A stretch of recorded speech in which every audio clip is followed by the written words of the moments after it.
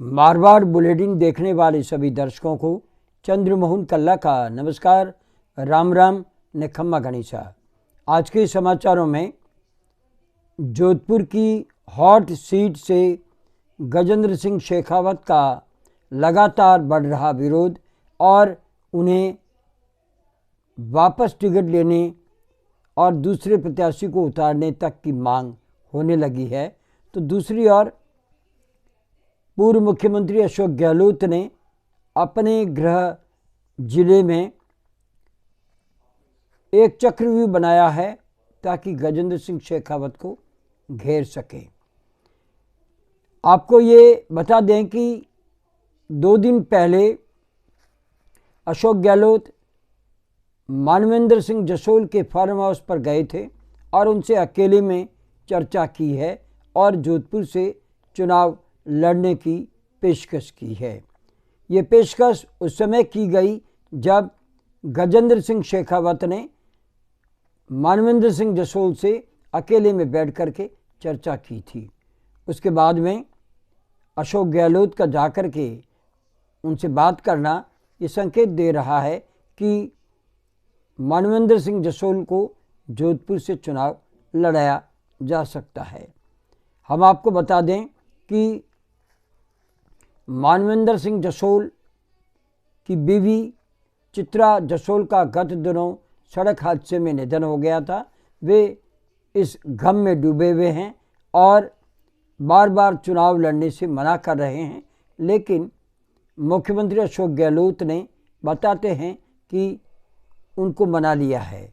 अगर आने वाले 1 या 2 दिन में मानवेंद्र सिंह खुद कह देते हैं तो ठीक है, वरना जोधपुर में कांग्रेस के लिए बड़ी समस्या खड़ी होगी, क्योंकि ये तो तय है कि राजपूत समाज से बड़ा नेता अगर गजेंद्र सिंह शेखावत के सामने खड़ा होता है तब ही उनसे पार पाया जा सकता है।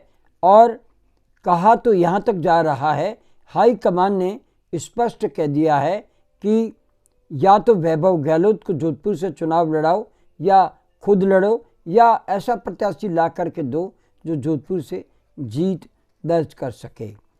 दरअसल मानवेंद्र सिंह जसोल ऐसा व्यक्तित्व है जिसका कि जोधपुर में राजपूत समाज में बड़ा वजूद है और कांग्रेस के वोट बैंक को अगर माने तो जाट, बिश्नोई और मुसलमान भी कांग्रेस के साथ हो सकते हैं।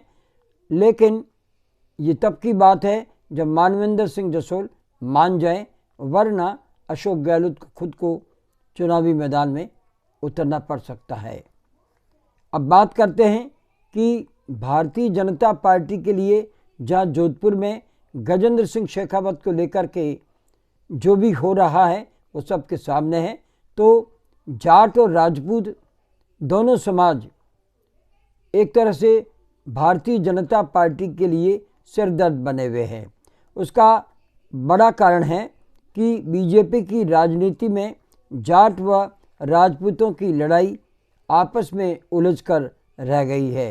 राजस्थान में Bharatiya Janata party clean sweep करना चाहती है और उसकी परेशानी निरंतर बढ़ती जा रही है। जाट वोटर बीजेपी में पूरी तरह से छिड़का हुआ माना जाता है। किसान आंदोलन, पहलवान आंदोलन और अग्निवीर योजना को लेकर जाट भाजपा से नाराज है। जाटों को तबादले में टारगेट बनाना, जाटों को कैबिनेट में जगह नहीं मिलना, राहुल कस्बा का टिकट कटना जाटों की आग में घी डालने का काम कर गया है।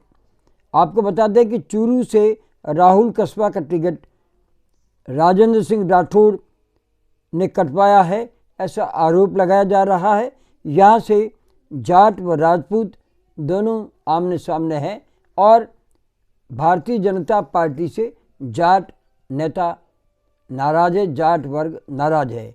इसी को साधने के लिए भाजपा ने कल बड़ा प्लान किया है, जिसमें पूर्व कैबिनेट मिनिस्टर लालचंद कटारिया, रिचपाल मिर्जा, आलोक समेत कई दिग्गज जाट नेता कल भारतीय जनता पार्टी में शामिल हो रहे हैं।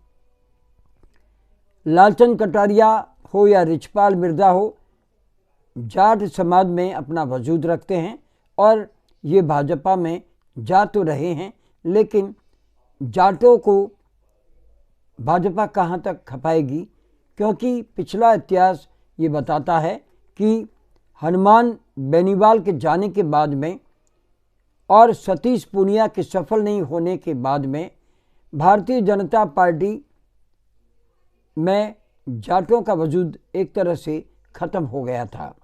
आपको बता दें कि भैरू सिंह शेखावत के समय भी जाट भारतीय जनता पार्टी के साथ में नहीं थे।